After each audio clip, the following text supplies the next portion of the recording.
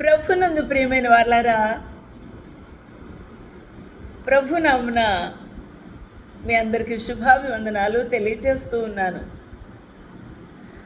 యేసుక్రీస్తు ప్రభువు గలిలయలోని కానా అను ఊరిలో ఒక వివాహము జరిగినప్పుడు ఆ వివాహమునకు యేసు తల్లి అక్కడ ఉండెను. యోహాను సువార్త 2వ అధ్యాయంలో మొదటి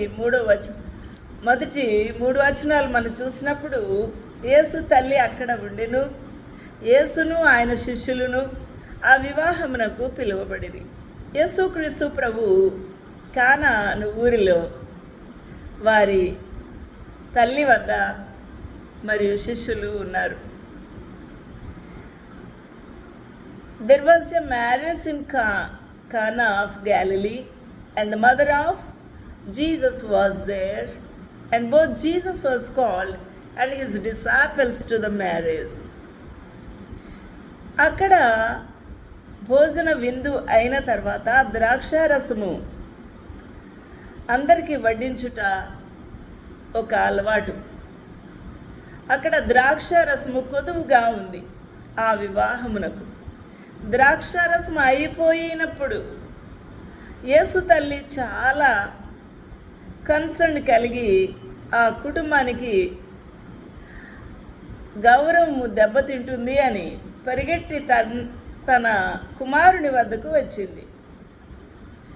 ద్రాక్షారసము లేదని ఆయనతో తల్లి చెప్పగా యేసు ప్రభు ఆయన తల్లితో ఏమని చెప్పి ఉన్నారు సమాధానంగా? ఆమెతో, అమ్మా, నాతో నీకేం పని? యేసు ప్రభుతో మరియమ్మ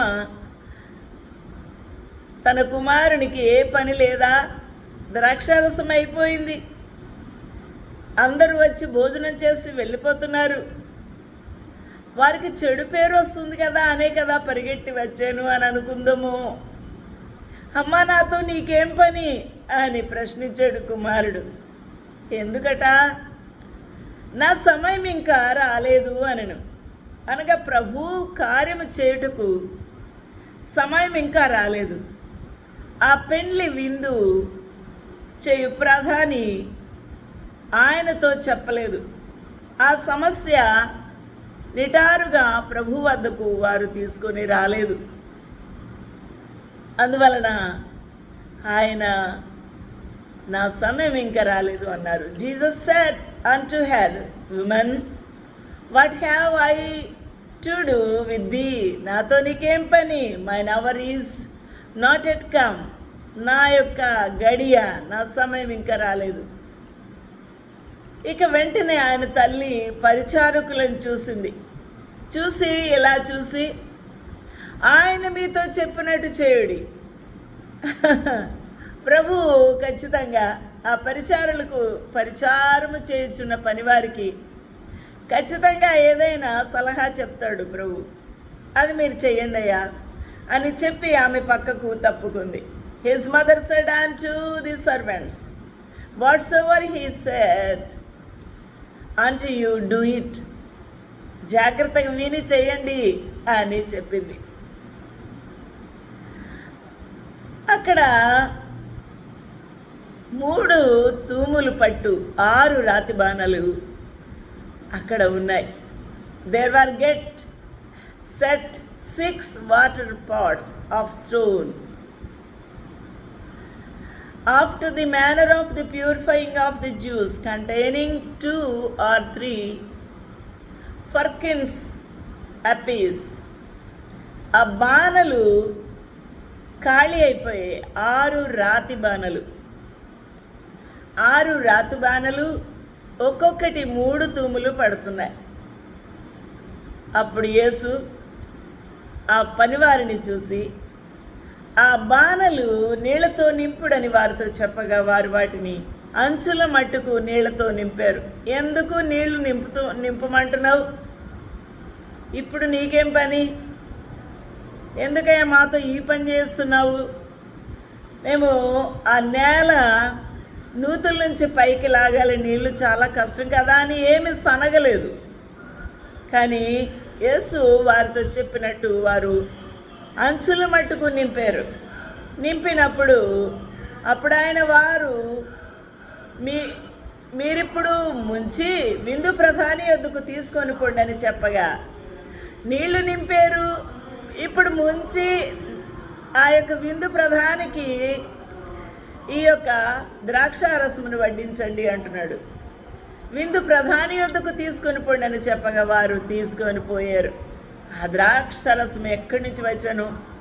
ఆ నీళ్లు ముంచి తీసుకొని పోయిన పరిచారకులకే తెలిసింది, కానీ విందు ప్రధానికి తెలియకపోయాను. కనుక ఆ ద్రాక్షారసమైన ఆ నీళ్లు రుచి చూచినప్పుడు ఆ విందు ప్రధాని పెండ్లి కుమారుని పిలిచి ప్రతి వాడు మొదటి నుండి ద్రాక్షారసమును పోసి, జనులు మత్తుగా ఉన్నప్పుడు జబ్బురసమును పోస్తారు, నీవైతే ఇదివరకు మంచి ద్రాక్షారసం ఉంచుకొని ఉన్నావు అని అతనితో చెప్పి ఉన్నాడు. నా ప్రియులరా, ఖాళీ రాతి బాణలకు నీళ్లతో నింపుడి. వారు విధేయతతో నీళ్లతో నింపి ఉన్నారు.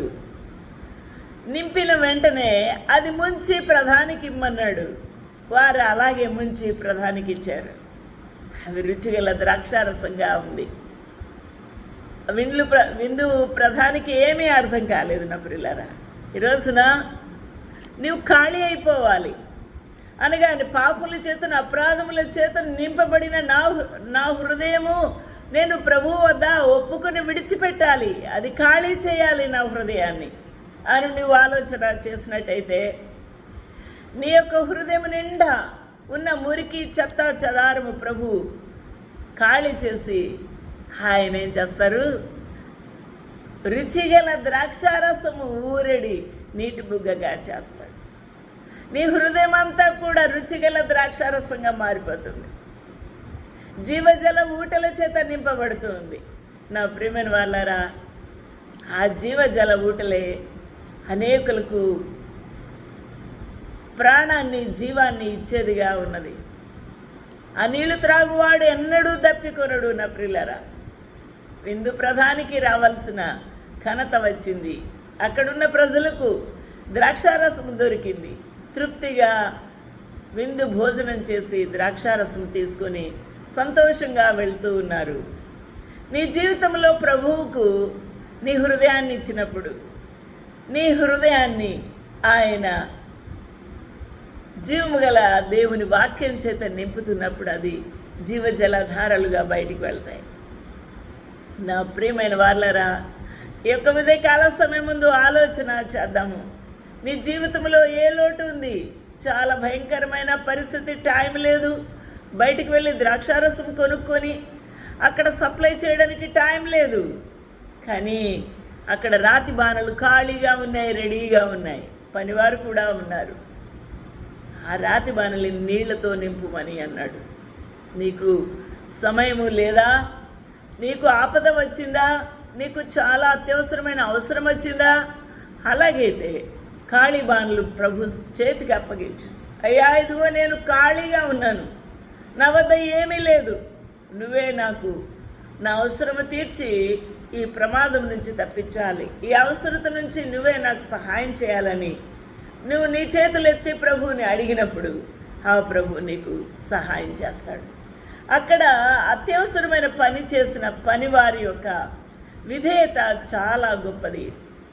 విధేయులై ప్రభు చెప్పిన పని చేశారు, నీళ్లు నింపారు. నా ప్రియులరా, పనివారు కావాలి దేవుని యొక్క కార్యము చేయుటకు, దేవుని యొక్క బిడ్డలకు సహాయం చేయుటకు, ఆపద నుంచి వారిని రక్షించుటకు, ప్రమాదం నుంచి తప్పించుటకు, వారి యొక్క అవసరతలు తీర్చుటకు ప్రభు నిన్ను వాడుకున్నట్టుకు సిద్ధంగా ఉన్నావా? ఆలోచన చేద్దాము. ఆ భయంకరమైన విపత్తులో ప్రభు యొక్క అద్భుతమైన ఈ యొక్క మొట్టమొదటి సూచక్రియ చాలా గొప్పదిగా ఉంది. ఎంతోమందికి ఈ విషయం తెలియవచ్చింది. ఇది మొట్టమొదటి సూచక్రియ ప్రభు వారి మధ్య చేసింది. అప్పటి నుంచి దేవుని యొక్క నామము ఘనంగా అక్కడ వ్యాపించబడింది. దేవునికి మహిమ కలుగునుగాక. ఆయన తల్లి, ఆయన సహోదరులందరూ మౌనంగా ఉన్నారు, శిష్యులు మౌనంగా ఉన్నారు. ఆ ప్రభు తన కార్యము చేసి తన మహిమను చాటుకున్నాడు. దేవునికి మహిమ కలుగును గాక.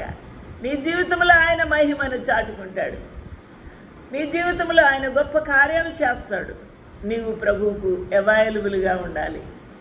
అట్టి భాగ్యం ప్రభువు మనకు అనుగ్రహించునుగాక. ఆశ్చర్యకరుడు ఆ ప్రభు, అద్భుతాలు చేసే దేవుడు. దేవునికి మహిమ కలుగును గాక. ఆమేన్.